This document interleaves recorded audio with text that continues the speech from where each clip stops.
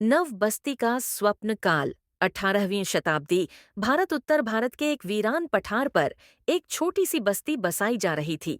नव बस्ती। मुगल साम्राज्य का पतन हो रहा था और मराठों का प्रभाव बढ़ रहा था। इस बदलते दौर में राजा विक्रम देव, जो एक छोटे मगर स्वाभिमानी राज्य धवलगढ़ के शासक थे, ने यह नई बस्ती बसाने का निर्णय लिया। कहानी शुरू होती है।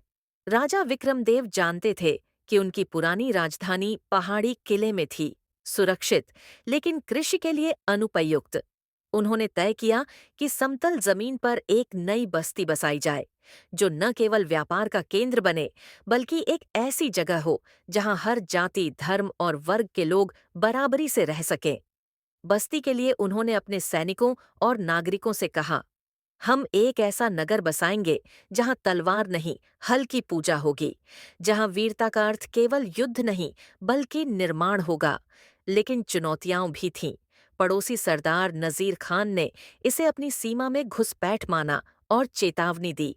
उसने संदेश भेजा, अगर तुमने वह बस्ती बसाई तो तुम्हारे लोग मेरे खंजर के नीचे होंगे। राजा विक्रम देव ने जवाब में एक चिट्ठी भेजी, जो हाथ मिटाने आते हैं हम उन्हें बदल सकते हैं। आओ देखो, हम बस्ती नहीं, एक सपना गढ़ रहे हैं। विक्रमदेव ने कारीगर बुलाए, किसानों को जमीन बांटी और एक स्कूल की नींव रखी। पहले साल में ही नव बस्ती में एक बाजार, एक पाठशाला और एक सराय तैयार हो गए।